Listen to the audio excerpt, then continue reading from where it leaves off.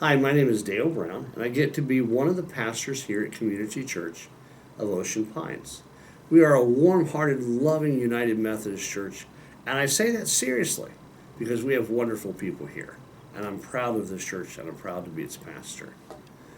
And I hope as we think tonight about the beginning of a new year that you had great, wonderful celebrations around Christmas. New Year for me was never a time that we went out and went to parties and traveled all over the place. Often as a little boy, I would go out to dinner at a nice restaurant with my parents. And as I got a little bit older, many of the nights were spent in church. As we prepared our hearts for the coming of the new year, and as we got ready for what the new year would bring to us in terms of the opportunity we had to serve Christ. Many of us made New Year resolutions. Do you know that the most popular New Year resolution is to lose weight, to exercise, and to eat healthy? And that generally lasts about 2 months. I go to the gym 3 days a week, but I go and I'm regular because I have someone to whom I am accountable. And my trainer's name is Amy, and Amy is an outstanding trainer. I think that she does a great job with what she has to work with, which is me. If you're making resolutions this year, let me suggest a couple of things. Make them small. Start small.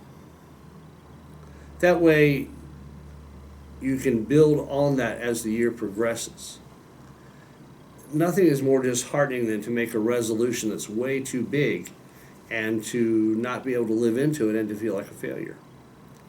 Rather than say, I'm going to read the whole Bible this year, say, I'm going to read the Gospel of Luke or Romans or any other Bible book that you'd like to read. And then once you've got that done, there are 65 other books that you can plow into. It's okay to say that I'm going to read the Bible in a year if that's what you want to do. But start small.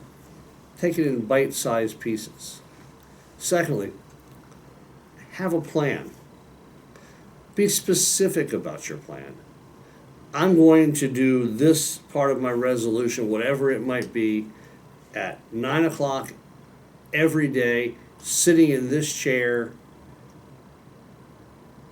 And by having those specific statements, it helps us to be accountable to ourselves and helps us to live into the reality of who we are and who we want to become. Number 3, find someone to whom you can be accountable. Not someone who will nag you, but someone whom you can trust as you do these resolutions. For me, one of the resolutions that I am deciding to do is to read a novel each month. I read lots of stuff for work. I read lots of stuff that are about theology and biblical studies, and I love it. I've given my whole life to it. But I know that for my soul, I need to get back into reading mystery novels and stories and things like that. And so I've picked out the first 2 or 3 books that I'm going to read in January, February, and March. And they're small books. I'm starting small, like I just said to you. But I'm going to find someone who I can tell about what I'm reading, I can tell about the things that I'm discovering, how they relate to me, not just how they relate to preaching or to work. So some of the authors that I'm going to be looking at in the very first part of the year are Agatha Christie. Big mystery novel fan. And I like those novels, those mystery novels of hers, because there's not a lot of gore and a lot of bad stuff, and it's intellectually challenging at times. Frederick Buechner, a now deceased Presbyterian pastor and writer who's written some wonderful, fascinating stuff, and who has written several books that are his own autobiography that look at how we can see our lives through the lens of our faith. Wendell Berry. Wendell Berry is probably one of my very favorite authors, And he writes from a perspective of being a farmer in Kentucky with a PhD who loves the land and who loves the stories of rural people. And I respect that. And he is an awesome, awesome writer. And he's written a book on racism and about how racism hurts both persons of color and persons who are Caucasian. And I think that's so true.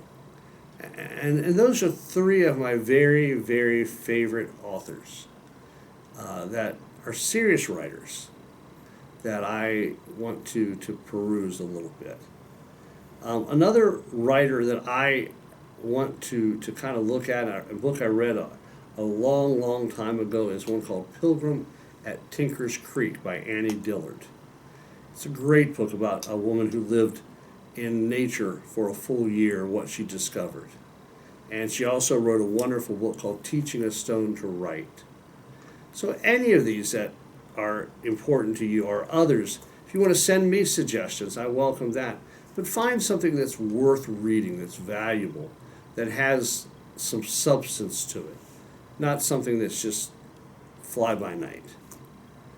And find something that you enjoy. For me, I do not enjoy science fiction, but I enjoy historical stuff. So I'll find some historical novels as well.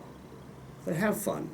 Whatever your resolution might be, please include and think about your faith, but not in a way that is legalistic, but in a way that invites you to grow deeper in joy and love and hope with Christ in this new year. Resolutions are wonderful to make.